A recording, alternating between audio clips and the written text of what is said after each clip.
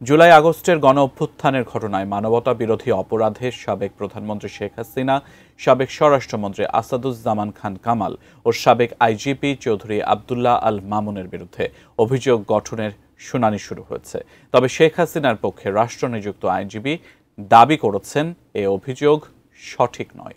বিস্তারিত জানাচ্ছেন Jabed Akter.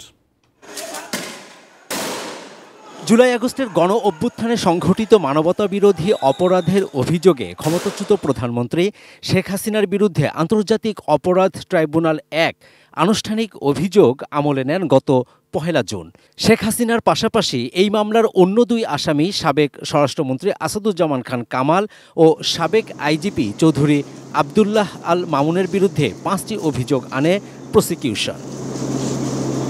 RFL auditor, বাঁকা হয় না, ফাঁকা হয় না, আর ভাঙা এক কথায় অসম্ভব। মঙ্গলবার এই মামলায় গ্রেপ্তার থাকা একমাত্র আসামি সাবেক আইজিপি চৌধুরী আবদুল্লাহ আল মামুনকে ট্রাইব্যুনালে হাজির করা হয়।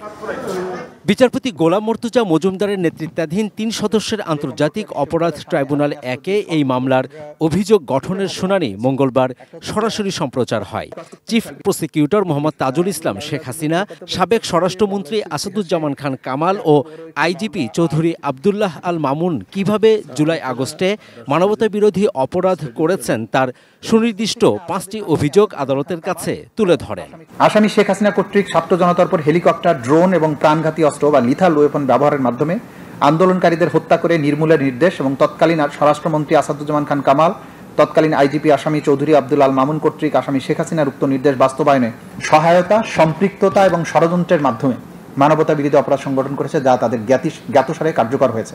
শেখ হাসিনা, আসাদুজ্জামান খান কামাল ও চৌধুরী আবদুল্লাহ আল মামুনের জুলাই আগস্টের কর্মকাণ্ড শাস্তিযোগ্য মানবতা বিরোধী অপরাধ বলে আইনি ব্যাখ্যা দেন চিফ প্রসিকিউটর। যে চার্জগুলো আমরা এনেছি এটা পুরোটাই ছিল ওয়াইড স্প্রেড এবং সিস্টেম্যাটিক, যেটা কোয়ালিফাই করে as crimes against humanity. So our humble prayer, এই 5টি চার্জ যেটা আমরা এই 3 জন অ্যাকিউজডের বিরুদ্ধে এনেছি, তাদের বিরুদ্ধে চার্জ ফ্রেম করে তাদের বিচারের মুখোমুখি করার জন্য। অভিযোগ গঠনের শুনানিতে পর্যাপ্ত প্রস্তুতির জন্য আদালতের কাছে 15 দিনের সময় আবেদন করেন শেখ হাসিনার পক্ষে রাষ্ট্রনিযুক্ত আইনজীবী আমির হোসেন। পরে ট্রাইব্যুনাল সোমবার পর্যন্ত সময় দেন তাকে। এই কঠিন গুরুতর চার্জের মামলা, এই কারণে আমি সময় চেয়েছি। আমার এই ক্লায়েন্ট যাতে এই মামলা থেকে অব্যাহতি পায়, প্ল্যানেট কোর্ট যদি নাও দেন, আমার চেষ্টা থাকবে, আপ্রাণ চেষ্টা থাকবে তার পক্ষে তাকে এই মামলা থেকে খালাস করার জন্য। আমি মনে করি যে তার বিরুদ্ধে যে 5টি চার্জ আনা হয়েছে, এই চার্জগুলি সঠিক হয় নাই। Javed Akhtar, ATN news, Dhaka.